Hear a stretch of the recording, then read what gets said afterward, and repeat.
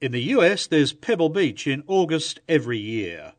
Britain has the Goodwood Festival, Bewley and its Auto Jumble. While in Australia we have, well, not very much really. And that's the way it's been for some time, but not anymore. Now Australia has Motorclassica, the classic motor show and international concours d'elegance. The bad news is you've just missed the first one. And what a show you missed. The seeds for Motorclassica were sown early in 2009, when enthusiast Carlos Batira approached experienced event manager Paul Mathers to see if there was enough interest to support a world-class classic car show. Paul, a classic car enthusiast in his own right, thought there might be, and put together a business plan that included a visit to Pebble Beach to see how things were done there. The rest, as they say, is history.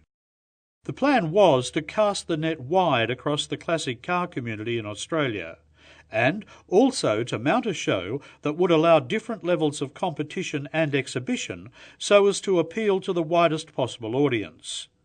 There would be both the formal concours d'elegance as well as opportunities for the general public to view many of the cars for free. Day one of the three-day event started under bright sunshine at that Melbourne venue long associated with motor cars and motor racing, Albert Park. Wedged between the sailing clubs and a football ground redevelopment, the car park had witnessed a trickle of classics from not long after dawn. By the time the morning rush hit its stride, the trickle had swelled to a steady flow of vehicles from across the entire spectrum of veterans, vintage and post-vintage thoroughbreds. Many a morning jogger around the lake was attracted to the gathering throng of cars and people. In all, more than 70 vehicles took the opportunity to take part in the Albert Park event, a fact appreciated by the sizable crowd. The bright spring sunshine and lakeside setting was kind to all of those cars that attended, but there were a few standouts.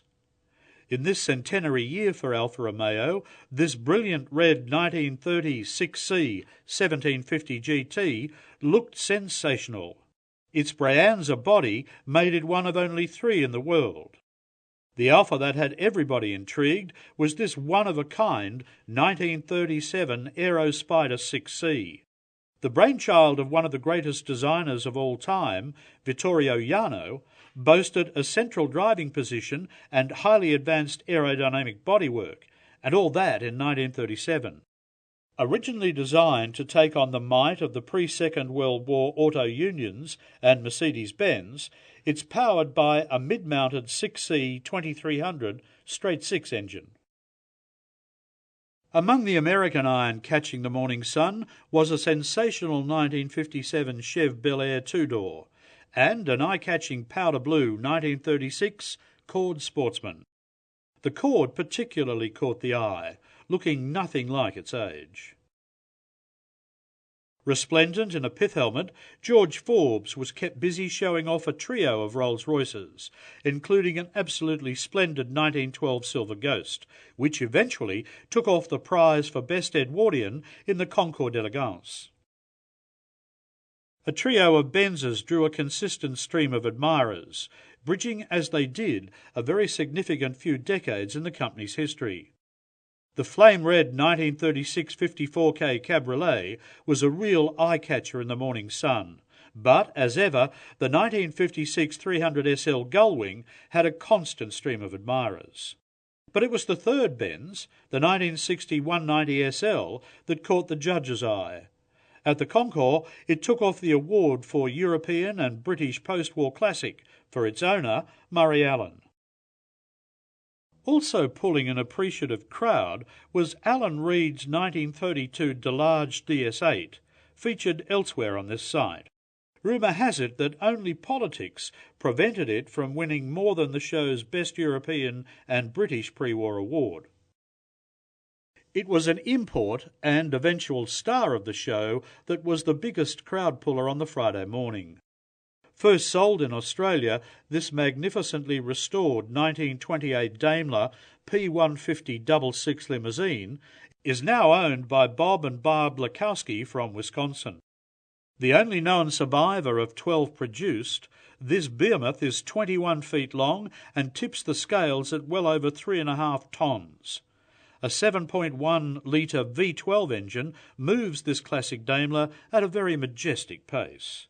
A major prize winner at Pebble Beach, it also took out the top award at Motorclassica, judged Best in Show.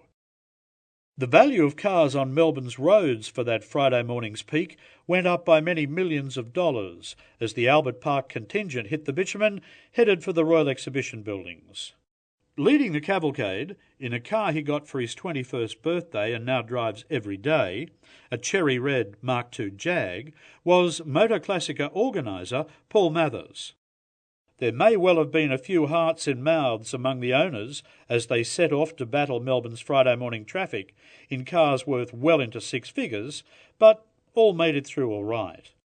Along the way, they managed to delight many a Melburnian with a glimpse of the golden age of motoring.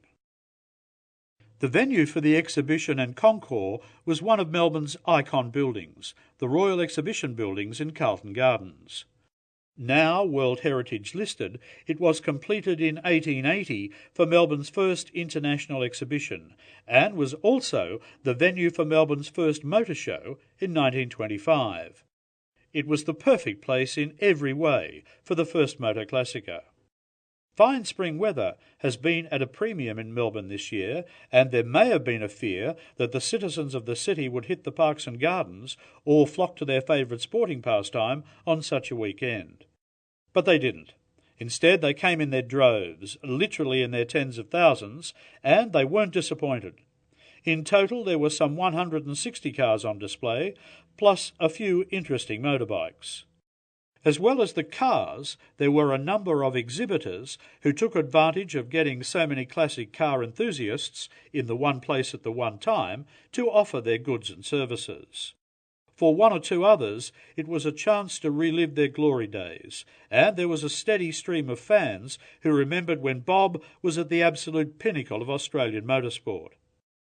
It was also an opportunity for Motorclassica's celebrity guest, Sir Stirling Moss, to meet and greet the army of fans he still has in Australia. Moss has been an occasional visitor to Australia over the years, mostly in his racing days, and had actually raced at the Albert Park track when it hosted the Australian Grand Prix in 1958, a race he won, beating Jack Brabham into second place. The man who has become a living treasure of the automotive world was at ease among the cars and the people who appreciate them. Stirling was fulsome in his praise for the first Motorclassica and told event organiser Paul Mathers that he'd like to be back again next year to see the event develop and grow. The good news is that Motorclassica will be on again in 2011, once again at the exhibition buildings, from the 21st to the 23rd of October. Mark it on your calendar as an event not to be missed. And it won't be a case of same old, same old. The cars entered in this year's concours can't compete again for 3 years, so there'll be a whole new collection of the best of our classic machines. Organisers anticipate a much stronger representation from other states and from overseas, as well as those whose projects will come to fruition in the months between now and next October. 2011 will also see a repeat of the Albert Park display at the beginning of the 3-day event, as well as the picnic with the classics at Argyle Square in nearby Lygon Street. Sunday saw strong support from a number of car clubs at the Carlton venue and a great roll-up of spectators. Will it grow to rival the great classic car shows of the world? Only time will tell, but it's off to a great start. And if the enthusiasm and professionalism of the organisers and the support of car lovers are things to go by, Motorclassica is set to become a cornerstone event in Melbourne's proud motoring calendar.